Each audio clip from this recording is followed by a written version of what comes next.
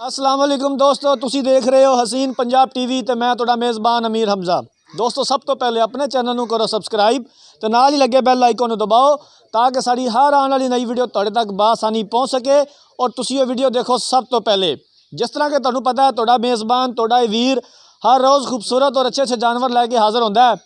रोज़ाना की तरह अज असीं एक वच्छा लैके हाज़र होए जनाब। सारी नस्ल का वच्छा है। मेरा कैमरामैन तुहानूं वच्छा दिखांदा है। उस तो बाद सारियां गल्लां पुछने मालक दे कोलों जनाब। वच्छा दिखाओ कैमरामैन साहब। मत्थे जिहड़ा कद है वच्छे दा, सारी नस्ल दा वच्छा है जी। तुसी तसल्ली दे नाल कैमरामैन साहब वच्छा दिखाओ। उस तो बाद इहनूं जनाब मालक कोलों पुछने दी गल्लां बातां इहदे बारे सारी डिटेल।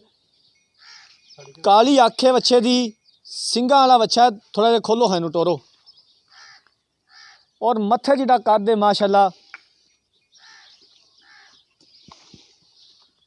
कैमरामैन साहब तसल्ली दे नाल दिखाओ, कोई कमी ना रवे।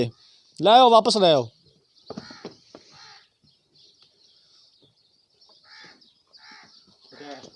और सील वच्छा है।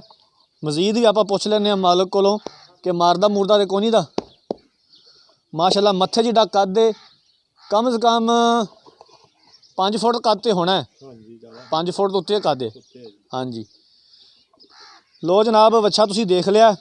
हुण करने मालक दे नाल गल्लां बातां। अस्सलाम वालेकुम जी। वालेकुम सलाम जी। भाईजान की हाल है? अल्लाह दा शुक्र जी, ठीक ठाक। भाईजान ने दसो कि वच्छा मूँह किवें आ? मूँह दोंदा जी।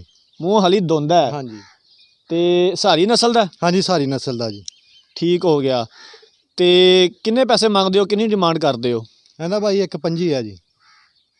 1.25? हाँ जी। इहदे विच साडे नाल किन्ना को प्यार मुहब्बत करोगे? कर लांगे प्यार मुहब्बत है जी थोड़ा। ये पट्ठियां पुट्ठियां वास्ते भी इस्तेमाल करदे हो या बस घर रखिया होया? नहीं, पट्ठियां वास्ते इस्तेमाल करीदा जी। पट्ठियां वास्ते इस्तेमाल करता है।